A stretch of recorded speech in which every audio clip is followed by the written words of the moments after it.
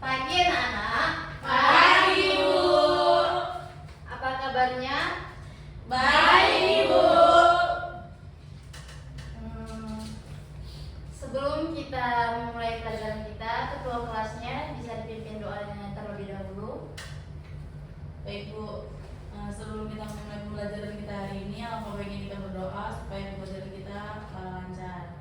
Berdoa dimulai. Berdoa selesai.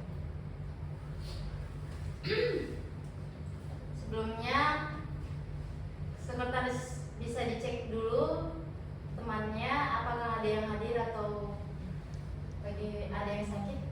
Hadir semua, Bu. Baik, terima kasih. Sebelum memulai pelajaran, anak-anak siapa di sini yang pernah makan jeruk atau cuka? Saya, Bu. Bagaimana rasanya? Asam, Bu. Ada yang manis? Iya, manis, Bu. Kalau kena sabun itu terasa seperti apa biasanya? Pahit, bicin, Bu. Pahit, bicin. Rasanya. Oh, rasanya pahit lah, Bu. Kalau dipegang licin. Maksud Ibu, rasanya kalau terkena tangan seperti itu. Oh, dingin, Bu. Licin. Baiklah. Nah, sebelumnya kita minggu kemarin kita mempelajari materi apa? Ada yang ingat minggu lalu kita mempelajari apa? Belajar ikatan kimia, Bu. Nah, ikatan kimia itu ada berapa jenis? Ada 3 jenis, Bu. Apa aja itu? Ada ikatan ionik, ada ikatan kovalen, sama ikatan logam, Bu. Bagus. Sini kita akan masuk materi asam basa, yang dimana kita akan pelajari sifat zat berdasarkan kemampuan menghasilkan ion dalam larutan dan banyak ditemukan dalam kehidupan sehari-hari seperti pada cuka, sabun, dan obat mah.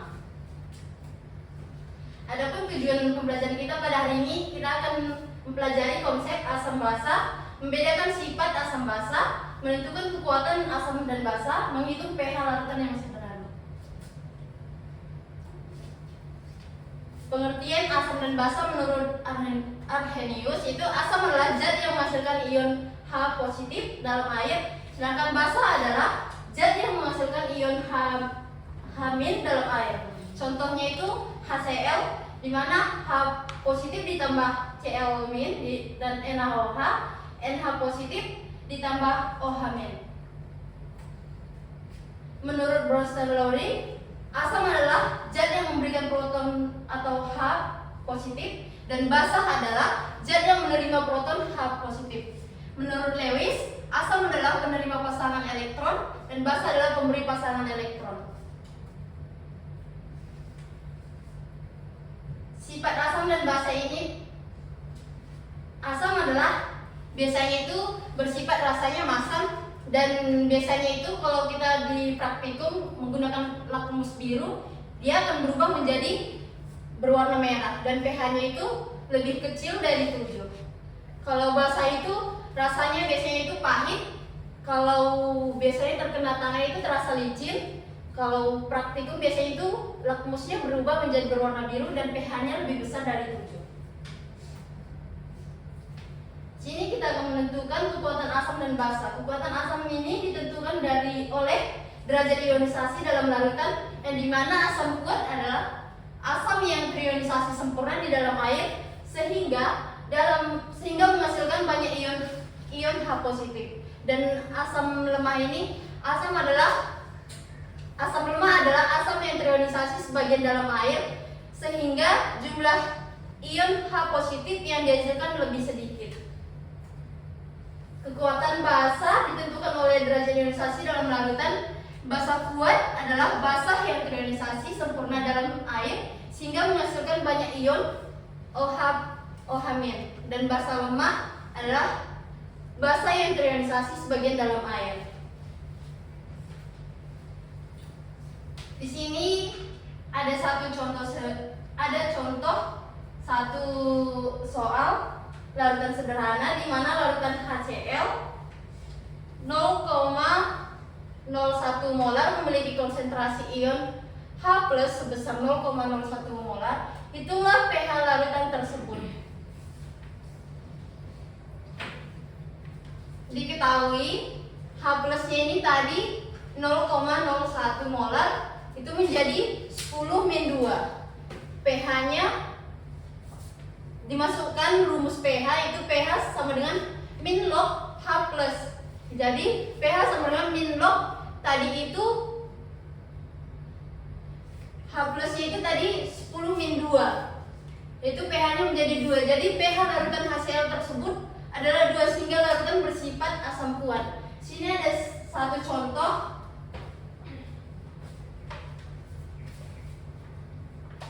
Diketahui 100 ml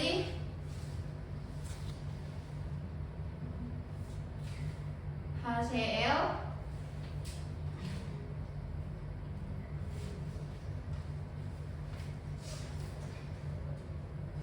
dicampur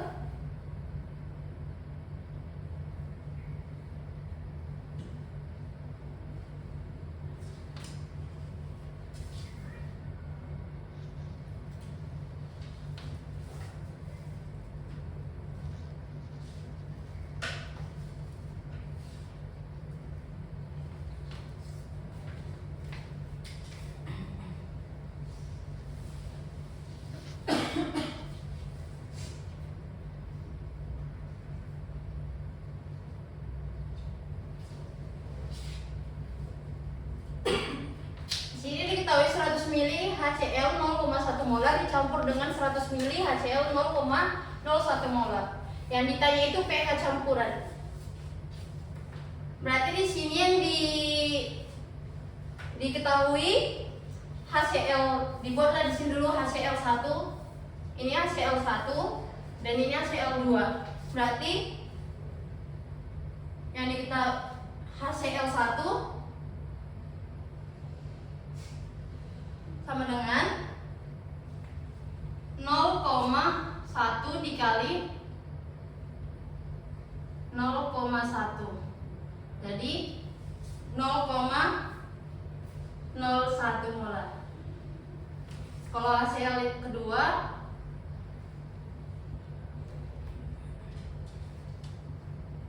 0,01 dikali 0,01 menjadi 0,001 molar. Jadi total molnya ini menjadi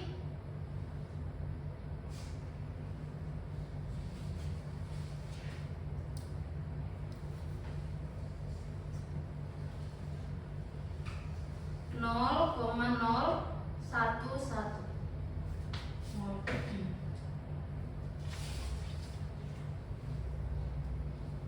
Dan di sini total volumenya kita kan belum tahu.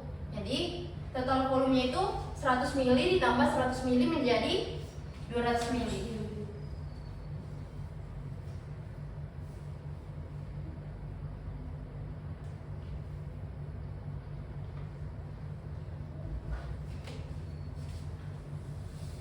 Nah, yang ditanya di sini itu H positifnya. Kita buat di sini. Konsentrasi H positif.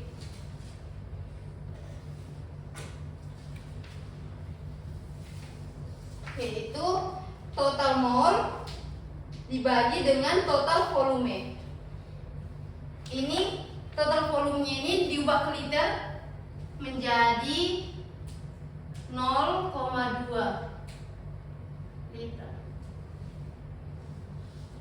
Berarti tadi total mol dibagi dengan total volume.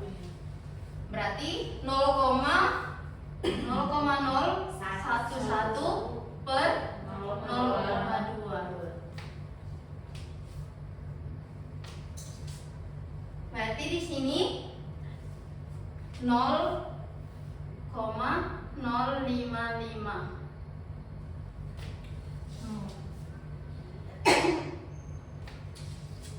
Nah, pH-nya kita menentukan pH-nya.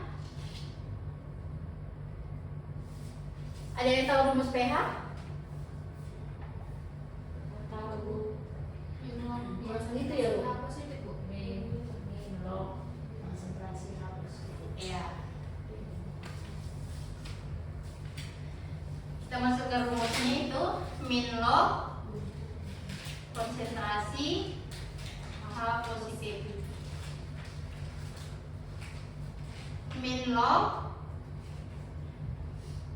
tadi kita sudah ketahui konsentrasi H positifnya itu 0,05. Nah, jadi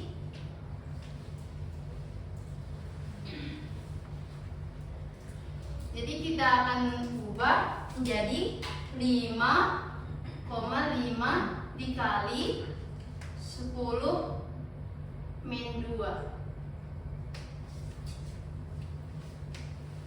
menjadi 1,26. Jadi ini termaksud asam lemah atau asam kuat? Asam kuat, Bu. Ya, betul. Ini tuh asam kuat.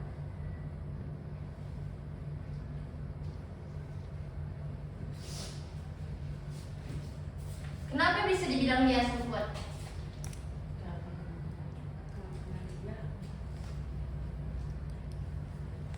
Definisi asam kuat itu apa sih?